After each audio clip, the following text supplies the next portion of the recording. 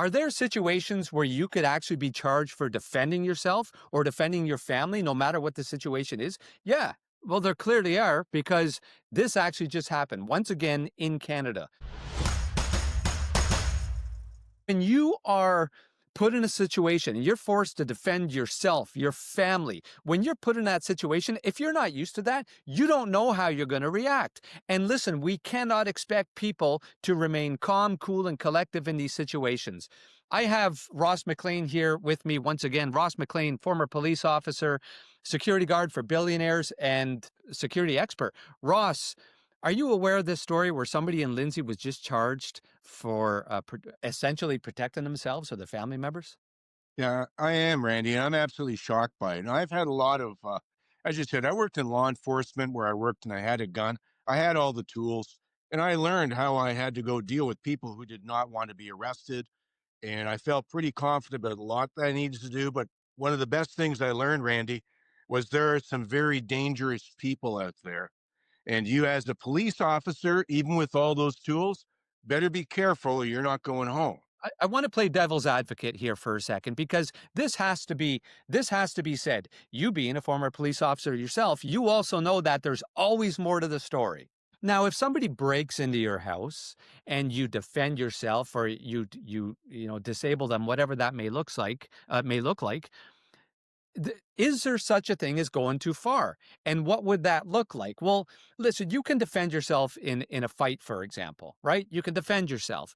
But after you, let's say you defend yourself and maybe you win, if you continue to keep kicking a person or punching or whatever happens after, well, that's not really self-defense anymore. Even if you weren't the aggressor, even if you were attacked, you're no longer acting in self-defense. You took it too far. And listen, I'm not saying that's what happened here, but I don't understand where the charges are coming from yet. And like I said, you can't always expect people to react calm and cool and collective when they're in those situations. No, I appreciate you playing the devil's advocate because I actually want to come back on that particular point. That's what they're saying. Are you going too far? Okay, so you're at home. You wake up, middle of the night, someone's broken into your house. They have a weapon with them, right? Your thoughts, a reasonable man's thoughts are going to be, they're here to do me damage because they're in my house, in my bedroom with a weapon.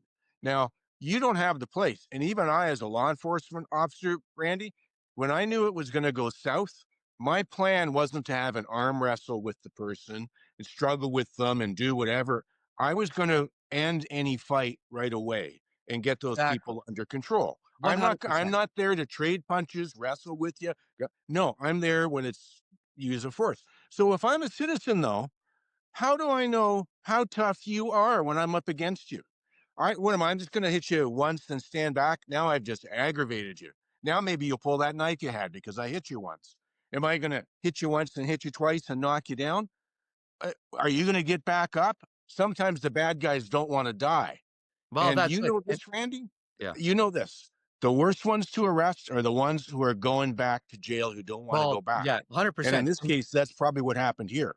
And they could also be under the influence. They could be high on God knows what, right? They could not be sound mind at that moment. And listen, you're delivering strikes or punches, you get them on the ground. Unless there's something broken, they're not going to stop. Okay, they're not going to stop. We've both been in these situations. Yeah. I don't actually have to hit you for an assault to take place. I can be coming back and you're getting ready for it. That's an assault. You don't have to wait for me to hit you for you to go to arrest someone or charge them with assault. And Randy, if somebody knows what they're doing, they can kill you in a heartbeat. I mean, if a knife comes out, you get the wrong nick on a vein or on your thigh or something, you'll bleed out. You're Yeah, dead, right? yeah, Let alone if a gun comes out. And if someone knows what they're doing, they can also kill you with their hands very quickly. You right. might not get a second chance to defend yourself. Castle Doctrine in Canada and stand your ground laws. What do you think? Do we need those? Yes or no? Yes, no, we need it. Yeah, See, the yeah, problem with this law, Randy, there's no clarity. The law as it's written says you can defend yourself with what's reasonable. It doesn't define reasonable. Normally in law, you have to know when you're breaking the law. A light is red. You can't go through the red light. If you're drinking, your blood alcohol is 80 milligrams. Not just your blood alcohol is kind of high or reasonable, right? Or something like that.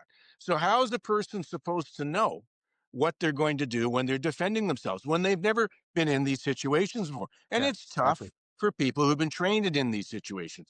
And I think the tie needs to go to the runner. You need to know that if you're breaking into someone's house, there's going to be consequences to it. And They Randy, isn't it, shouldn't be was it, there. wasn't it They supposed to shouldn't. be a maximum 25 years in prison for Yeah, breaking into a house? But we never get that. sure, We sure. never get They that because the they house shouldn't used be to be there. your castle.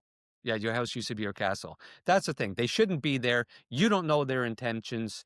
And if you're at a commission, and I mean as the protector of the family, that could be any family member, but if you're the one, if you're the protector and you're at a commission, you got kids at home, you got a spouse, you don't know what's going to happen. So you do what it takes. And listen, I've heard so many people say on the comments on my videos, and I agree with this, I'd rather be judged by 12 than carried by 6, 100%. And there's also a lot of people who will say in the comments, and this shouldn't be controversial for somebody to say, if you come into my house, I will do whatever it takes to defend my family. I don't care what the law says. Why is that controversial? It shouldn't be controversial.